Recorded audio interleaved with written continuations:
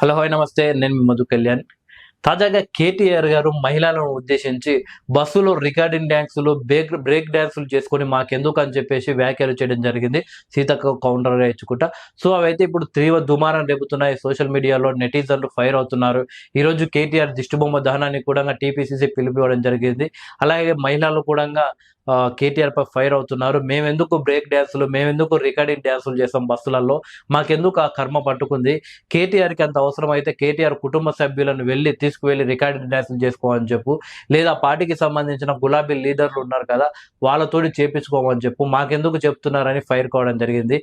సబితా ఇంద్రారెడ్డిపై కూడంగా మహిళలు ఫైర్ అవుతున్నారు. నెటిజన్లు ఫైర్ అవుతున్నారు. మొన్న అంటే నెల రోజులు కూడా గడవక ముందు అసెంబ్లీలో నన్ను విమర్శించారు. ఇది నాకు జరిగిన అవమానం కాదు.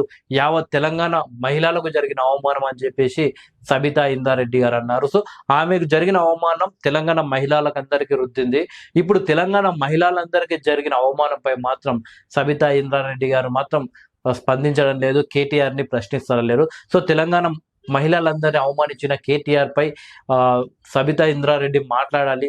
సబితా ఇంద్రారెడ్డి గారు వివరణ కోరాలి. కేటీఆర్ క్షమాపణ చెప్పియాలి తెలంగాణ మహిళలకు అని చెప్పేసి నెటిజన్లు అభిప్రాయపడుతున్నారు. ఎందుకంటే సబితా ఇంద్రారెడ్డి గారు మొన్న ఏదైతే నాకు జరిగిన అవమానాన్ని తెలంగాణ మహిళలకు రుద్దారో అప్పుడే చాలా విమర్శలు ఎదుర్కోవడం జరిగింది. అంటే సబితమ్మ సంపాదించిన ఆస్తులు, ఆమె పదవులేమో ఆమెకు ఆమె కుటుంబానికి, ఆమె అవమానమేమో తెలంగాణ ప్రజలకా, తెలంగాణ మహిళలకా అని చెప్పేసి మహిళలు నెటిజన్లు ప్రశ్నించడం జరిగింది. ఇప్పుడేమో తెలంగాణ మహిళలకు అవమానం జరిగితే మాత్రం సబితమ్మ స్పందించడం లేదు.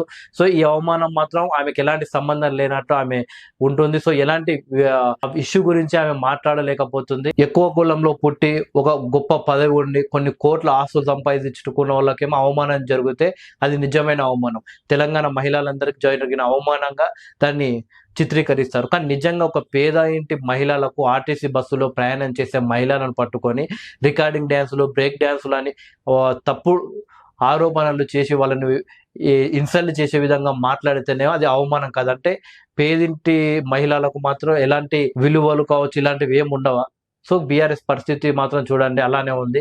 అందుకే సబితా ఇంద్రారెడ్డి గారు ఏమాత్రం ప్రశ్నిస్తలేరు. కాబట్టి ఇప్పటికైనా సబితా ఇంద్రారెడ్డి గారు ఇష్యూ పైన స్పందించి వీలైతే కేటీఆర్ తోటి తెలంగాణ మహిళలకు క్షమాపణ చెప్పించాలి.